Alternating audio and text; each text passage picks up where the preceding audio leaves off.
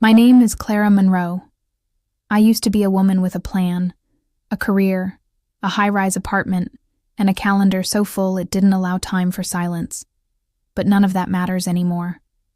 Not since the night the phone rang, and the voice on the other end said the words that cut through me like broken glass. Your grandfather passed away. I didn't cry. Not then.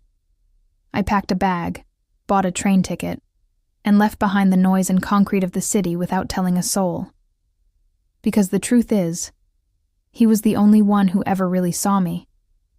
And now he was gone. It was early spring, when I stepped off the train in the tiny town of Marlow Creek. The wind smelled like rain and soil, and the sky hung low with bruised clouds. I took a deep breath and braced myself for what I would find at the old farm. The house hadn't changed, white paint peeling, porch sagging, the fence half collapsed. But the air here was thick with memories. Me riding in the wheelbarrow, Grandpa's, laughter in the barn, the smell of hay and oil and tobacco.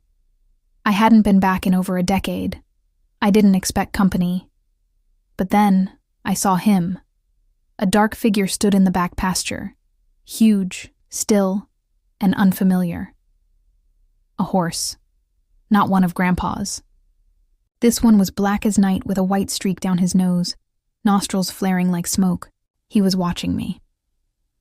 My boots crunched over gravel as I approached the gate, drawn in despite myself. His muscles twitched under his skin like thunder just beneath the surface. He was stunning, and clearly wild. There was something dangerous in the way he held himself, like he didn't belong to anyone. Not the land, not the sky. Certainly not to me. I placed my hands on the top rail of the fence and whispered, "Who are you?" And he moved. Not away. Not to graze. He charged my heart, lunged into my throat. I stumbled backward, hitting the ground hard as he came to a full, violent stop just inches from the fence. Dust rose between us. His breath was loud, furious. His eyes burned into mine like hot coals. But he didn't leap the fence. He didn't snort, or kick, or run. He just stood there, looking at me. I didn't know whether to get up or stay exactly where I was. The next morning, I found the neighbor, an old man named Howard I vaguely remembered from childhood, standing near the pasture with a pail of oats. "He yours?" I asked, nodding toward the black horse. Howard laughed, but it wasn't a kind laugh. "Hell no. He belongs to no one. Came from a rescue upstate. Your grandfather took him in before he passed. Said he saw something in him." Howard shrugged. "All I see is trouble." "What's his name?" "Doesn't have one. Won't let anyone near him long enough to give him one." I watched as the horse kept his distance, eyes locked on us like a soldier on patrol. Howard muttered something under his breath and limped off with the empty pail. I stayed, and so did the horse. I spent that afternoon cleaning out the house, tossing moldy food, dusting shelves, folding blankets that still smelled like Grandpa's cologne. I didn't go back to the pasture until the sun began to set.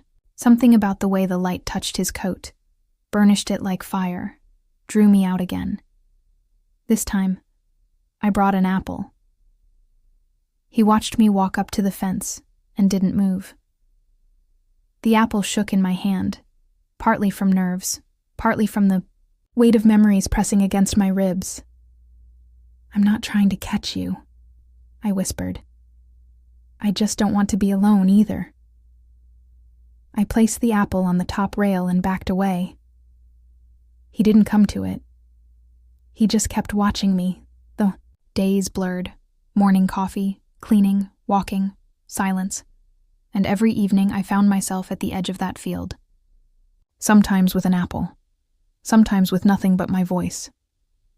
I'd speak, not knowing why or if he understood, but I could feel him listening.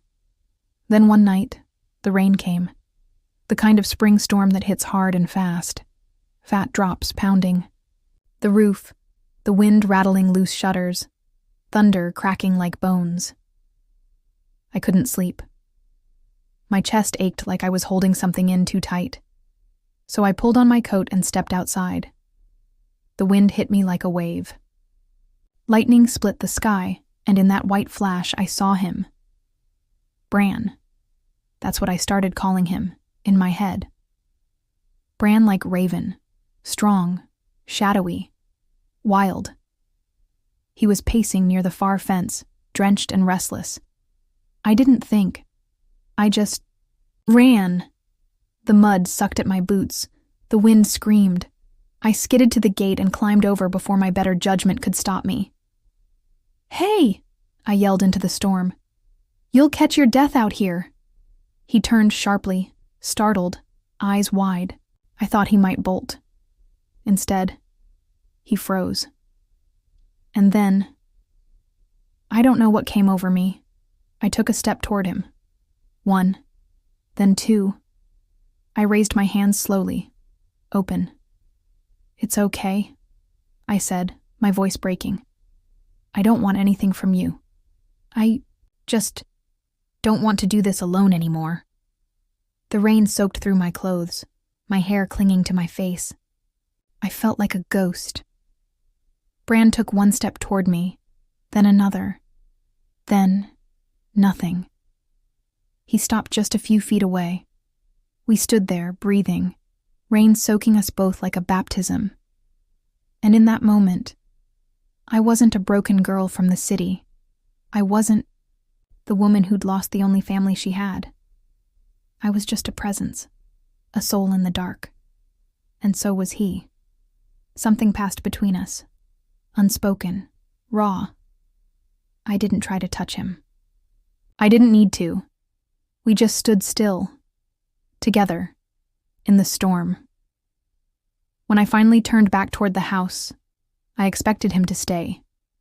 But Bran followed. Only until the porch light hit us. Then he stopped, turned, and disappeared into the blackness again. I didn't sleep that night. I didn't cry either. But for the first time in weeks, I didn't feel empty. I felt seen. And I knew, somehow, this wasn't the end of something. It was the beginning. They say animals know when you're about to leave. I didn't believe that. Until him. Bran. The name had taken root by then. I never said it out loud. Not yet. But it was his. As surely as the sky was blue. Bran was no longer just a wild thing in the field. He was becoming something else. Something I couldn't quite name. I was only supposed to stay at the farm for a week. Handle the estate, sort the papers, call the lawyer, clean things up. And yet I was still there. Still waking up to the rooster's crow, still making weak coffee in Grandpa's rusted percolator, still ending each day at the pasture, watching Bran with a mixture of awe and confusion. It was a Wednesday, 5 days after the storm, when I made up my mind. I needed to go. Not forever. Just for a little while. To get some clothes, some closure. My apartment in the city wasn't even packed up. And I still had responsibilities. A job, technically. Friends? Probably. I wrote a note for Howard, letting him know I'd be gone for a few days. Just so someone would know. Then I packed a small bag, slid on my coat, and stepped out onto the porch. Bran was waiting at the fence. He always waited now. It had started the day after the storm. He'd been there, first thing in the morning, his black mane still wet, standing, like a statue watching the front door. At first I thought it was coincidence. But the second morning, the third, the way he followed my movement from the pasture, walking the line every time I crossed the yard, that wasn't coincidence. That was attention. Now as I closed the porch door and walked down the steps, Bran moved with me, slow, deliberate, tracing the inside of the fence like a shadow to my light. "Don't give me that look," I said, softly, adjusting my bag over my shoulder. "I'm not disappearing." His ears twitched. I just need a few days. That's all. I crossed the gravel drive. The car was parked under the old willow. I unlocked the door, opened it, and froze. Bran had turned. He was no longer following the fence line. He was at the gate, standing perfectly still, blocking it with his body. I blinked. Are you serious? He didn't move. I walked toward him, slow and cautious. The closer I got, the more intense his presence became. It wasn't threatening. It was stubborn, grounded, immovable.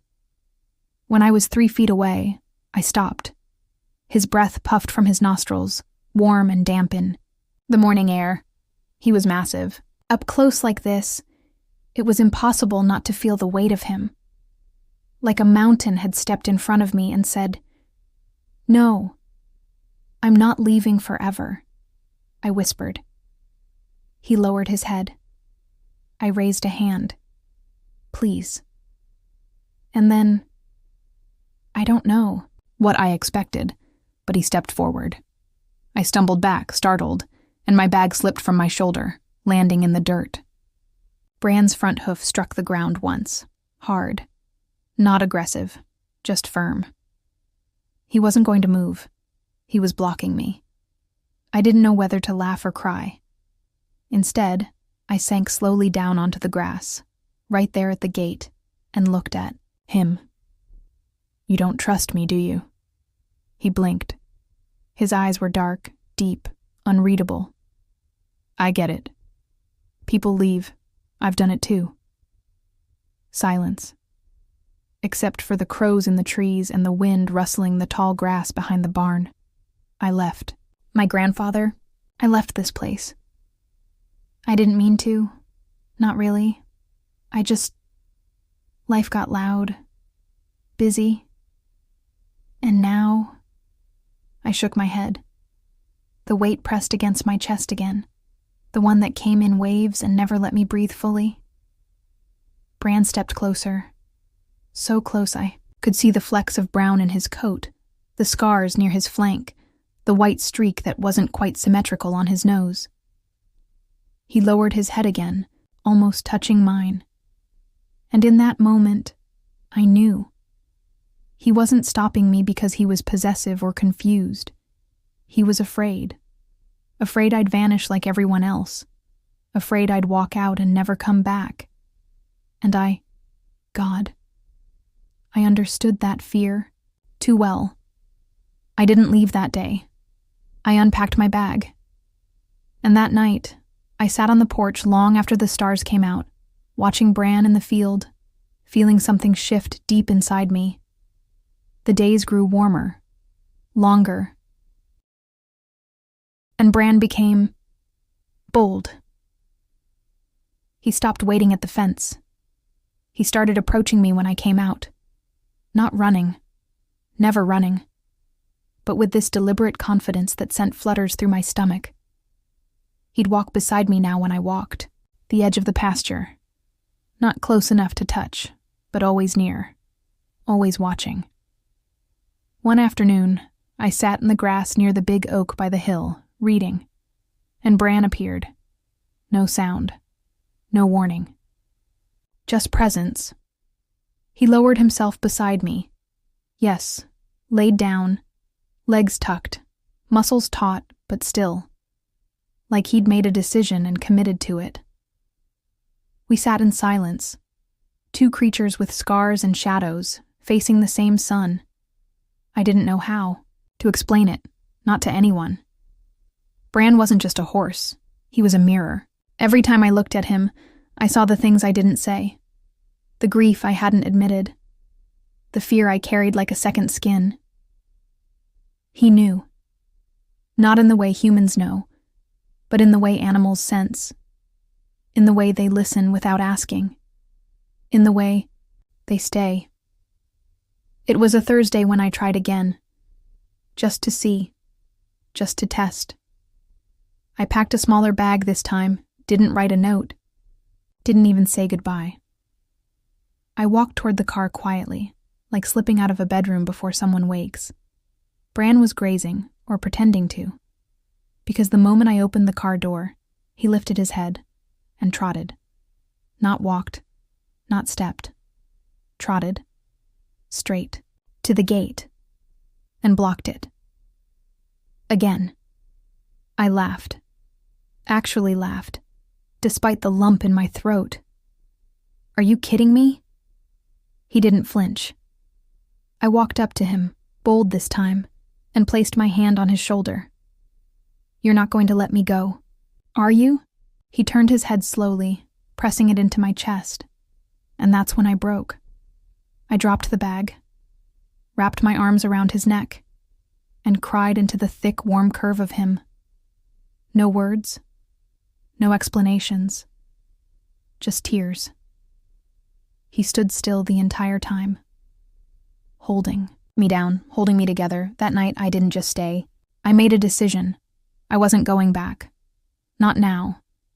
The city could wait. My job could wait. The people who stopped calling after the funeral, they could stay gone. But this connection, this bond, this was something real, and I wasn't about to walk away from it. Not when a creature who had no reason to care had already chosen not to walk away from me. I had always believed that healing was a quiet thing, that it crept in like dawn, slow, gentle, almost unnoticed. But healing, I was learning, was violent in its own way. It dragged things out of you, things you'd buried, things you didn't want to face, and Bran was the one doing the dragging. Not with force, with presence. He was relentless, not in movement, but in meaning. Every time he stood near me, every time his eyes locked on mine like he could see right through the shell I wore, I felt something break loose. Not painfully, just undeniably. I wanted to feel in control again. I hadn't felt that in months. Not since Grandpa died. Not since I packed up and walked away from the woman I'd become. So, I decided to take charge of something. Anything. Bran seemed like the obvious choice. It was late morning. The air was warm, spring already stretching into summer. I pulled Grandpa's old tack box out from the barn, brushing dust off the leather halter and lead rope. Everything smelled like oil and cedar. I hesitated only once before slinging the halter over my shoulder and heading to the pasture. Bran was in the far corner, grazing in the shade. He saw me coming. I slowed my steps, tried to keep my breath steady, my energy calm. I'd read about horses picking up on emotion, how they could mirror your tension, your heartbeat, your fear. But Bran didn't run. He lifted his head and waited. That, in itself, felt like an invitation. "Hey, big guy," I said softly, stopping, a few feet away. "You've been patient, gentle. But I need to do this. Just let me try." I raised the halter slowly. His ears flicked back, uncertain. "It's okay. I'm not here to trap you." He stepped forward, once. I stepped forward too. We were less than a yard apart now. I lifted the halter again, careful, offering it for him to sniff. He didn't sniff. Instead, he pulled back. Not suddenly, but with finality. "No?" I asked. "Just a little bit?" I stepped forward again. He moved to the side. I followed, circling with him. "Come on, Bran, let me have this. Just this one thing." He stopped. I reached out, too fast. He reared. Not high, not dangerously, but enough. Enough to make me freeze. He slammed his front hooves back to the ground, muscles tense, breath sharp. I dropped the halter. "Okay," I said through clenched teeth. "Okay, got it." I turned away, furious. Not at him, at myself. At everything. At the ache that had been sitting in my chest, like a stone since the funeral. At the way people told me to move on like it was as easy as tying your shoes. at how Bran could stand there and look at me like he knew exactly how hollow I'd become, and still wouldn't let me fix it. I walked back to the barn, slammed the door behind me, threw the halter onto the bench and leaned against the wall, fists clenched, throat tight. "Why won't you just let me do something?" I shouted to no one. "I can't keep floating like this. I need to feel like I'm not falling apart." I slid down the wall to the floor, legs crumpling beneath me. The silence was thick. My breath came in ragged pulls, and then I heard hoofbeats, slow, measured, coming closer. The barn door creaked open. Not all the way, just a sliver, but enough to let the light in, and enough to let him in too.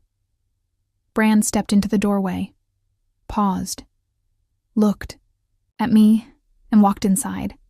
I didn't move. He came closer. 1 step, 2, 3, until his hooves were inches from mine. He lowered his head and gently nudged my shoulder. I shuddered. He nudged again, and then he pressed. His chest pushed against mine. His weight steady but not cruel. His bulk grounded me like earth, like gravity. I couldn't move. I didn't want to move. I wrapped my arms around him and let the tears come. Not quiet, polite tears, but ripping sobs. Deep, guttural, wordless sobs I hadn't allowed myself to feel in months. Bran stood still through all of it. Didn't flinch. Didn't turn away. He held me down. Not to hurt me, to keep me here. Present. Breathing. Alive.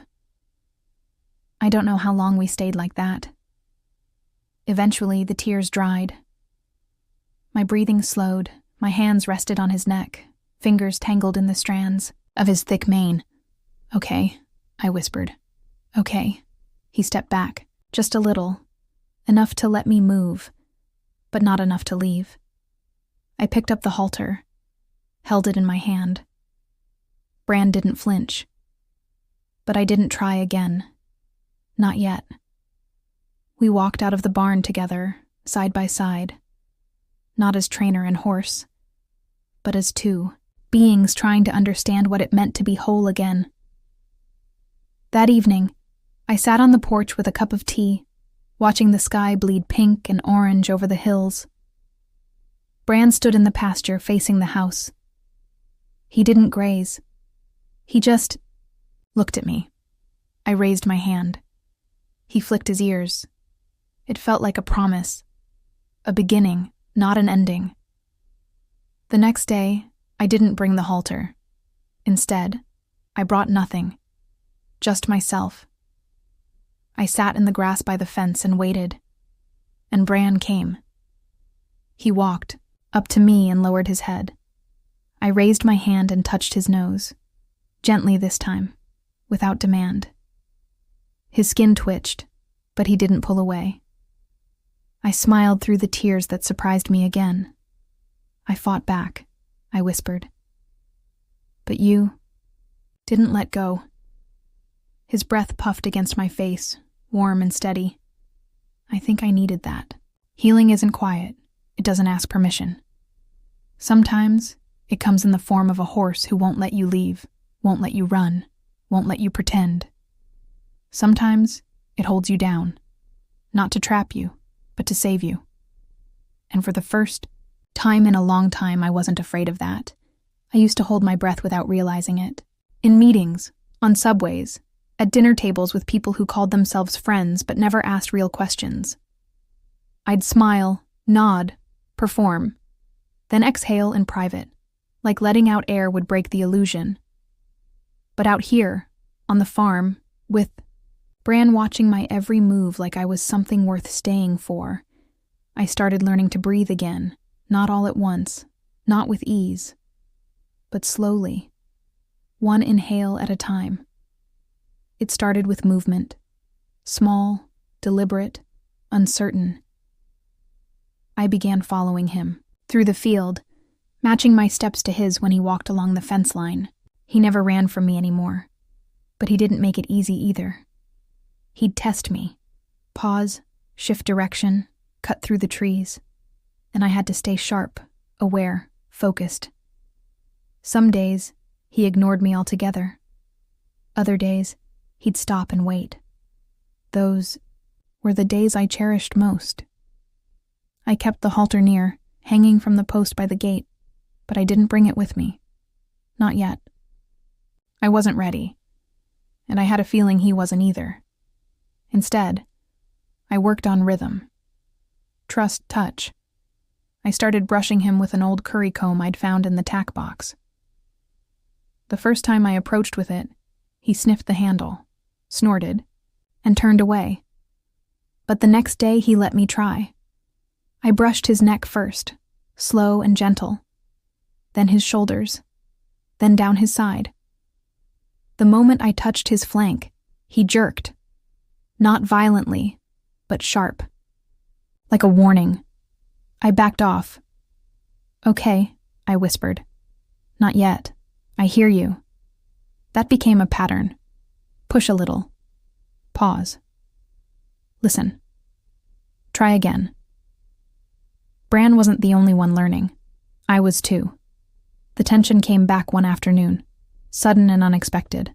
Was cleaning out the barn, dragging an old tarp from the loft, when it slipped and fell behind me with a loud crack.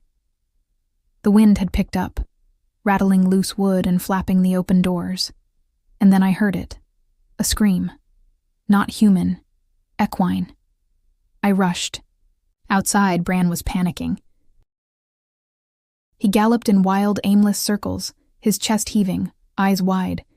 His back legs skidded in the mud, and he nearly fell, crashing into the fence. "Bran!" I shouted, racing toward the gate. He didn't hear me, didn't see me. He was trapped, in some memory, some old terror I couldn't reach. He slammed into the corner post, chest heaving. And then, suddenly, he froze. His legs trembled. His breath came in shallow gasps, and he collapsed. Right there, dropped like the weight of fear had buckled him to the earth. I didn't think. I climbed over the fence and ran to him, knees hitting the ground beside his massive frame. "Hey, no. No, look at me." My hands shook as I touched his face. His skin twitched. His eyes were open, but distant. "Breathe," I whispered. "Come on, breathe with me." I pressed my palm to his ribcage, feeling the shallow rise and fall. My own breath slowed, even as my heart pounded. "In," I said aloud, pulling air into my lungs. "Out," I repeated it again, and again, until, slowly, his breathing synced with mine. Until his eyes blinked once, slow and heavy. Until his muscles stopped quivering. I rested my forehead against his, tears sliding down my cheeks, mixing with dirt and sweat. "You're okay. You're safe." I didn't move for a long time. Neither did he. Later, Howard came by. I told him what happened. He shook his head. "I told your grandfather that one had ghosts in him. Been through something bad, I think. Rescue couldn't tell. Us what?" "He collapsed," I said. Like his mind took him somewhere else. Howard looked at me long, his lined face thoughtful. "You calmed him?" I nodded. "Huh." He tipped his hat back. "Well, guess you got ghosts too. Sometimes they recognize each other." After that day, something shifted. In both of us. Bran was softer. Not weak. Never weak. But open. He followed me now, not just with his eyes, but with his body. He came when I called, nudged my shoulder when I stood too still, let me rest my hand on his withers when I didn't have the strength to speak. I, in turn, stopped pretending I had somewhere else to be. I wrote to my landlord, let go of the lease. I called my job and said I wouldn't be coming back. "I need space," I said simply. They didn't ask questions. They didn't care. But Bran did, and for now, that was enough. The first time I rode him wasn't planned. It was twilight. One of those golden, weightless evenings where the air smells like honeysuckle and wet earth. I was brushing him in the field, humming some half-forgotten tune, when he shifted beneath my hand, turned, then stood beside me, close. My eyes fell on his back. Bare, strong, still, and something in me said, try. Only if you say yes, I whispered. He didn't move. So I climbed onto the fence rail, waited. Still nothing. I swung one leg over his back, light as I could, holding my breath as if he were a soap bubble about to burst. But he stood. Steady. Silent. Solid. I sat fully upright, bare back, hands loose at my sides. He turned his head slightly, one eye flicking toward me as if to say, well, I laughed truly and fully for the first time in months. Okay, I said.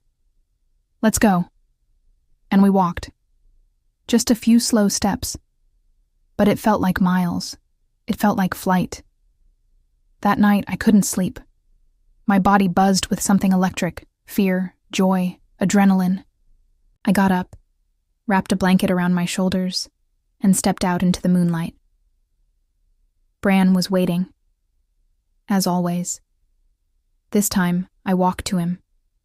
No halter, no lead, just faith. And he let me press my forehead to his chest again. This time it wasn't because I was breaking. It was because I was whole. I still didn't know exactly what Bran had lived through. He still flinched sometimes at sudden sounds. He still froze when the wind picked up just right. He still turned away when I touched his flank without warning. But we were learning. Together. To stay. To soften. To breathe. Not just once, but again, and again, and again. They came on a Tuesday. The sky was clear, the air sharp with late spring brightness. I was in the barn, sweeping dust from the hayloft, when I heard the truck. A diesel engine, doors slamming, heavy boots on gravel. I stepped outside and instantly knew. Something was wrong. 2 men stood beside the truck. One wore jeans and a clipboard. The other, tall, grim-faced, stood with his arms crossed, gaze scanning the property like he already owned it. Morning, the man with the clipboard called. Clara Monroe? Yes, I said slowly, stepping off the porch. I'm from Oak Ridge Equine Transport. We're here for the horse. For a second, the words didn't make sense. They bounced off my brain like they were spoken underwater. What horse? I asked, even though I already knew. Black gelding. No name listed. Said to be boarded here temporarily. Transfer arranged by Mr. Howard Blake. I blinked. Howard did this? Didn't want to bother you, apparently. Horse was supposed to be rehomed months ago. Rescue ran out of space. We've got authorization. My stomach twisted. No. Excuse me? No. I said louder. He's not going anywhere. The tall man stepped forward. Ma'am, I suggest you calm down. If you interfere with a scheduled transfer, we'll have to report it. I could barely breathe.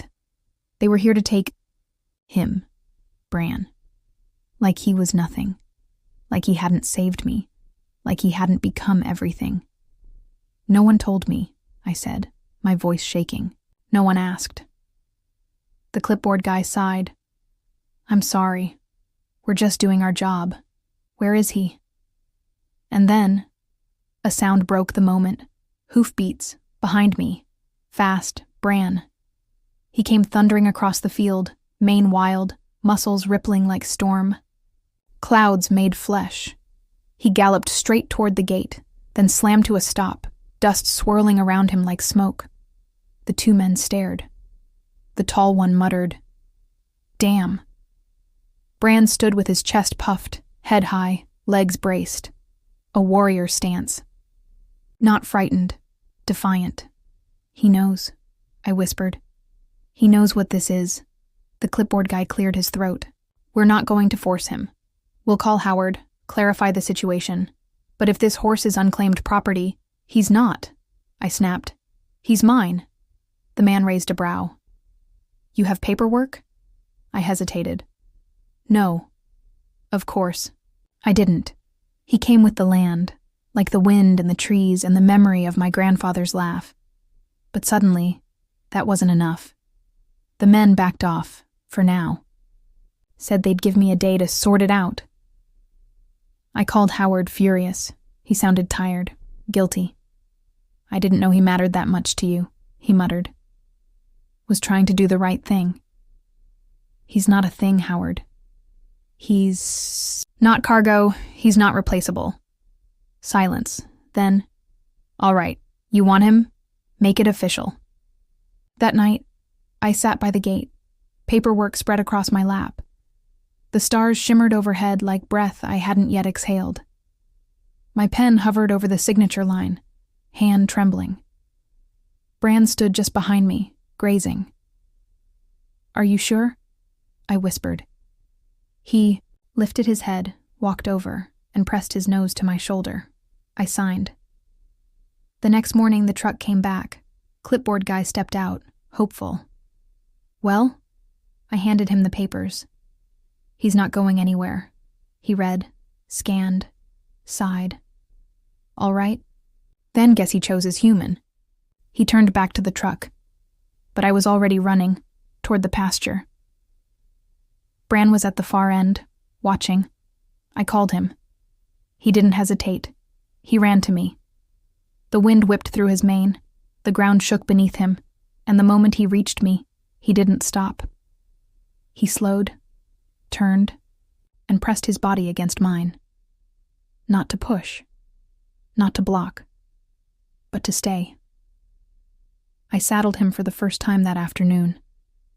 He didn't resist. I didn't lead. We moved together, silent and sure. And when I climbed onto his back, he carried me, not like a passenger, but like a part of him. We rode through the field, across the old creek bed, past the woods where I used to catch fireflies as a girl, and I realized I wasn't riding away.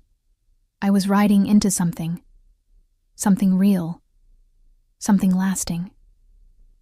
Back at the barn, I slid off, breathless. Bran turned, bumped my hand with his nose, and stood beside me as I leaned against the fence. And for the first time, I understood what he'd been doing all along. He didn't hold me down to control me. He held me down to keep me here. In my body. In my grief. In this life. I looked at him and whispered, I stayed because of you. And in the silence that followed, I swear I heard something back. I stayed because of you too.